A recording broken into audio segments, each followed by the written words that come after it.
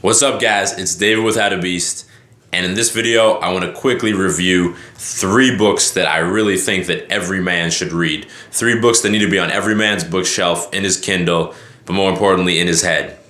So reading is a habit that I struggle, honestly, to do every day. And I've recently made the switch to reading in the morning just when I wake up, as opposed to reading at night.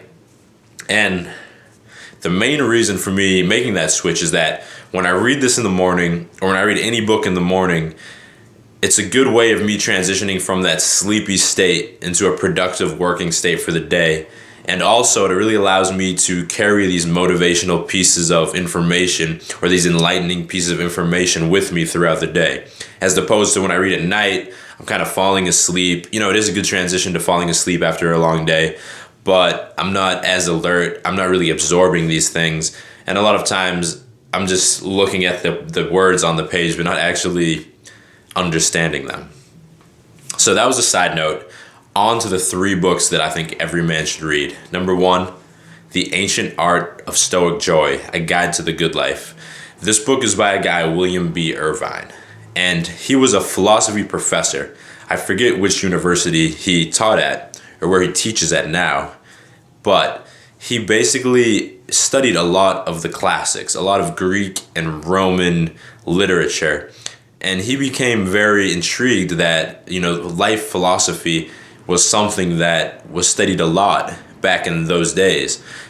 How to live your life for maximum happiness, utility, and virtue. Virtue is what they were obsessed with back in the day, which could mean a variety of different things, so I won't get into that. But he became very obsessed with trying to find a life philosophy that he could apply to modern day life to allow him to be generally happier.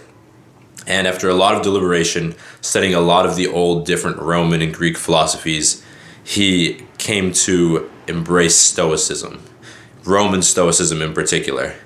And what he did with this book was he took all these old classic texts and he tried to turn them into a modern day guide to actually living a life the same way that the Roman Stoics strive to live their life.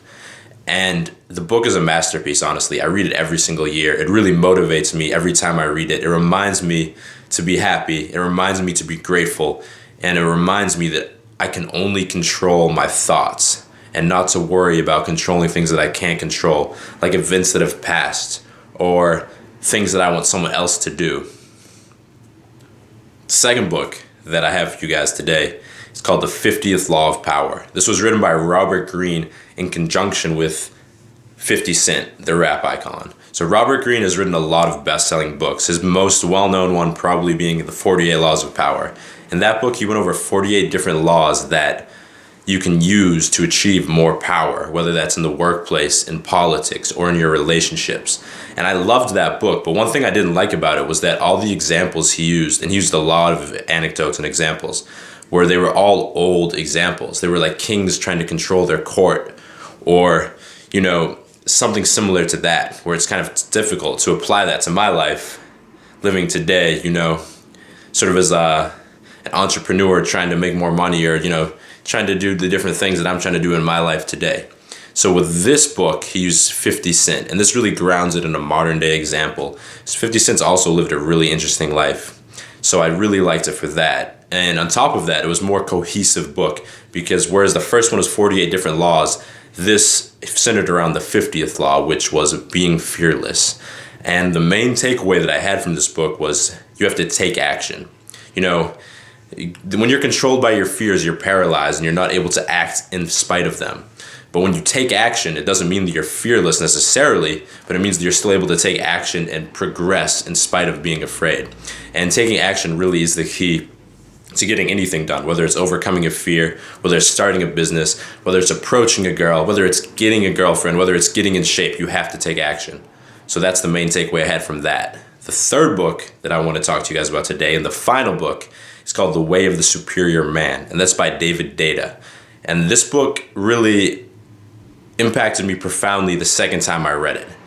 The first time I read it, I was in a relationship that was really smooth sailing, and for that reason, it didn't really strike home with me. The second time I read it was after I had ended a relationship that was very up and down. And this book is so important because it really tells you how to deal with women in intimate relationships. It also talks a lot about being a man and having a masculine purpose and really being on your mission, which is really important. But that's something I've heard in a lot of different sources, and it wasn't really presented in a unique way in this book. But dealing with women in intimate relationships really was presented in a unique way. And more or less the idea, the concept that he preaches is always showing intimacy and passion and affection to your woman. You know, a lot of times you can get caught up trying to solve their problems. You come home, they're in a bad mood, or you're hanging out with them, all of a sudden they get in a bad mood, and you're saying, what's wrong? What happened? What's wrong, babe? What's going on? And you don't get anything from them. This is something most guys can relate to, especially guys who have been in long-term relationships. And he's saying that, generally it's just a passing anxiety that causes this. Women tend to be very emotional when it comes to relationships. Not that men aren't, but women especially so. So that when these things happen, generally it's a reflection that they're not feeling loved, or they're testing your love, they're testing your passion. And by just embracing them, making them giggle, making them laugh, and bringing, the brightness that only you can bring into your life, into their life, you're ultimately going to have much more fulfilling, affectionate, and really strongly